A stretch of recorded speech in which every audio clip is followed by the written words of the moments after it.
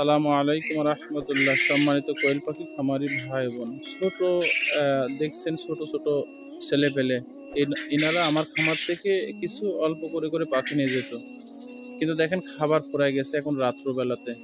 কত দায়িত্ব, পাখিকে খাবার দিতে হবে, ছুটে চলে আসছে অনেক দূর থেকে।